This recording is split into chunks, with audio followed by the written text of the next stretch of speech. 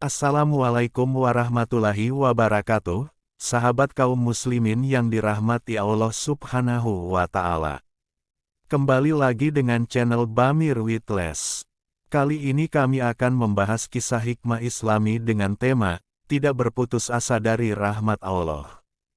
Jauh sebelum diutusnya Nabi Shallallahu Alaihi Wasallam, pernah ada seseorang yang luar biasa prestasi kejahatannya. Ia telah membunuh 99 orang tanpa alasan yang benar. Namun demikian, tiba-tiba tergerak dalam hatinya untuk bertaubat, hanya saja ia bimbang apakah masih ada peluang baginya untuk kembali ke jalan kebaikan. Orang-orang di sekitarnya menyarankan agar menemui seorang rahib untuk menanyakan hal itu. Ketika tiba di tempat kediaman sang rahib, ia menceritakan kegundahan hatinya dan keinginannya untuk bertaubat. Sang rahib bertanya, "Apakah kesalahanmu itu?" Ia berkata, "Saya telah membunuh 99 orang tanpa alasan yang benar." "Apa?" seru sang rahib penuh kekagetan, "Membunuh 99 orang? Tidak ada jalan bagimu. Tempat yang tepat bagimu adalah neraka." Lelaki itu sangat kecewa sekaligus marah. Ia sadar bahwa kesalahannya memang begitu besarnya. Tetapi cara sang rahib menyikapi dan memvonis itu sangat melukai perasaannya. Walau hatinya mulai melembut dengan keinginannya untuk taubat, tetapi jiwa jahatnya belum benar-benar menghilang. Tanpa banyak bicara, ia mengambil pisaunya dan membunuh sang rahib. Genap sudah 100 nyawa tidak bersalah yang melayang di tangannya, tetapi panggilan ilahiyah untuk bertaubat terus mengganggu perasaannya, hanya saja ia tidak tahu harus bagaimana. Suatu ketika ada orang yang menyarankan untuk menemui seseorang yang alim di suatu tempat, dan ia segera menuju ke sana. Ketika tiba di tempat tinggal sang alim, ia menceritakan jalan hidupnya, termasuk ketika ia menggenapkan pembunuhannya yang ke-100 pada diri sang rahib, dan tentu saja keinginannya untuk bertaubat.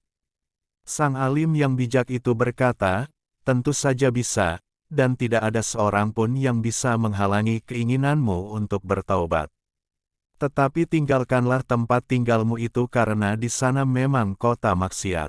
Pergilah ke kota A, karena di sana banyak orang yang beribadah kepada Allah. Beribadahlah engkau bersama mereka, dan jangan pernah kembali ke kotamu itu.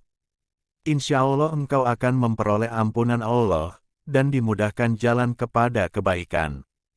Lelaki itu segera berangkat ke kota yang dimaksudkan sang alim, tetapi di tengah perjalanan kematian menjemputnya. Datanglah 2 malaikat untuk menjemput jiwa lelaki itu, satu malaikat rahmat dan satunya malaikat azab. 2 malaikat itu bertengkar dan masing-masing merasa berhak untuk membawa jiwa lelaki itu. Sang malaikat rahmat berkata, ia telah berjalan kepada Allah dengan sepenuh hatinya.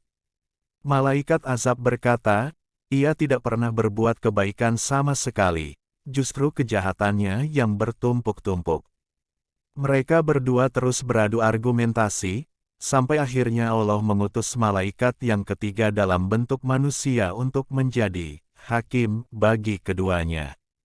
Setelah masing-masing mengajukan pendapatnya, ia berkata, "Ukurlah jarak 2 kota itu dari tempat kematiannya ini, mana yang lebih dekat, maka ia termasuk dalam golongannya." Mereka mengukur jaraknya, dan ternyata kota yang dituju lebih dekat sejengkal daripada kota maksiat yang ditinggalkannya. Maka jiwanya dibawa oleh malaikat rahmat, dan ia memperoleh ampunan Allah. Dalam riwayat lainnya disebutkan, sebenarnya lelaki itu belum jauh meninggalkan kota maksiat tersebut. Tetapi Allah memang berkehendak untuk mengampuninya, maka dari tempat kematiannya itu, kota kebaikan dan ibadah dipanggil mendekat dan kota maksiat dihalau, menjauh hingga jarak keduanya hanya selisih sejengkal tangan, lebih dekat kepada kota kebaikan. Hanya Allah yang Maha mengetahui segalanya.